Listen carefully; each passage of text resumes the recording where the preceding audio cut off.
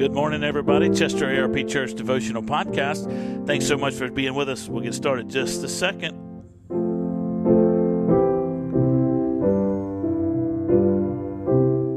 All right. Well, thank you so much. As we get going this morning, we'll get going with Jonah chapter 1, beginning in verse 7. Jonah 1, verse 7. God has sent a storm onto the sea as Jonah's run away from God. And now we have this interaction between Jonah and the other sailors. And they, the other sailors, said to one another, "Come, let us cast lots that we may know on whose account this evil has come upon us." So they cast lots, and the lot fell on Jonah.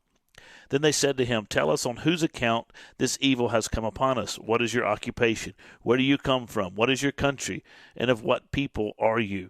And he said to them, "I am a Hebrew, and I fear the Lord, the God of heaven, who made the sea and the dry land." Then the men were exceedingly afraid and said, "What is this you have done?" For the men knew that he was fleeing from the presence of the Lord because he had told them. Then they said to him, "What shall we do to you, that the sea may quiet down for us?" For the sea grew more and more tempestuous. And he said to them, "Well, pick me up and hurl me into the sea. Then the sea will quiet down for you. For I know it is because of me that this great tempest has come upon you." Nevertheless, the men rowed hard to get back to land. But they could not, for the sea grew more and more tempestuous against them. Therefore they called out to the Lord, "O Lord, let us not perish for this man's life, and lay not on us innocent blood. For you, O Lord, have done as it pleased you." So they picked up Jonah and hurled him into the sea, and the sea ceased from its raging. And then the men feared the Lord exceedingly, and they offered a sacrifice to the Lord, made vows. This is a great part of the story, the narrative part of the story with Jonah. He goes from before the face of God. God sends the storm on the sea as he goes down to Joppa. He gets in the boat. He wants to go to Tarshish, and so he gets on the boat to Joppa, and he gets down, and the sea gets rough, and the storm comes upon the sea, and Jonah's asleep in the bottom of the boat because he has resigned himself to he's resigned himself to not following God, and he's okay with his decision, and so he's gone down, and he's gone to sleep in the bottom of the boat. Everybody else is stressed out and going crazy. Why in the world has this storm come upon us? What do we do here?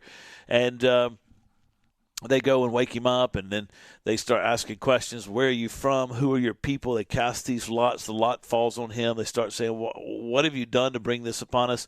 It's interesting that the first thing they say is, "What is your occupation? Where do you come from?"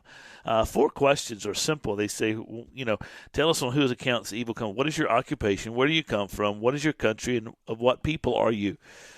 Those are questions we still ask today. From time to time I'll read top 5 things you should not ask somebody you first meet or whatever, because we get these hot takes in our society, and news media has come out with these new hot takes, etc. And so you're never supposed to ask somebody where they came from in the modern world. You're not supposed to ask somebody what they do for a living. That just puts them in a defensive position, or it upsets them or whatever.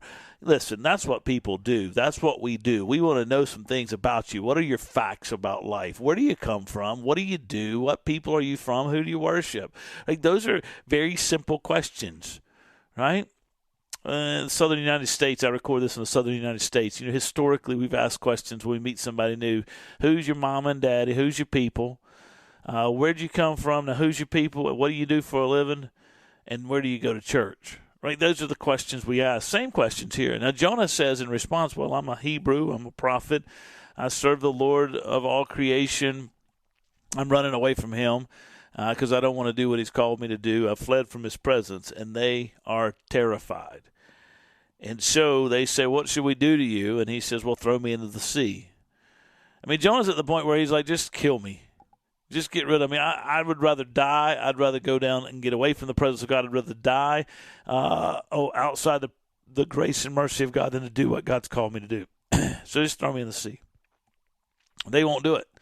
So they try to row harder and harder and harder. They've gotten rid of everything in the boat. Finally, they have one option left, and that is to throw him into the heart of the sea. And they do, and immediately it stops raging.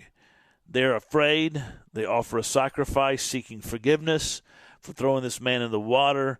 Their fear of the Lord is kind of reverence of the Lord. They offer a sacrifice. And they made vows to the Lord, Lord, you get us out of this, we won't be in this position again. It's interesting. One man who's supposed to be a person of God, a person of faith, says, throw me into the water. I'd rather die than do what God's called him to do. The men who are pagans, not followers of God, are the ones at the conclusion are converted to faith, while the one who is supposed to be a man of faith is unrepentant at the conclusion of chapter 1. God's not done yet, and he will bring him back, and he will lead him, and he will do what he needs to do with Jonah. But at this point in the story, you got converted sailors and a man who's supposed to be a man of faith thrown into the water.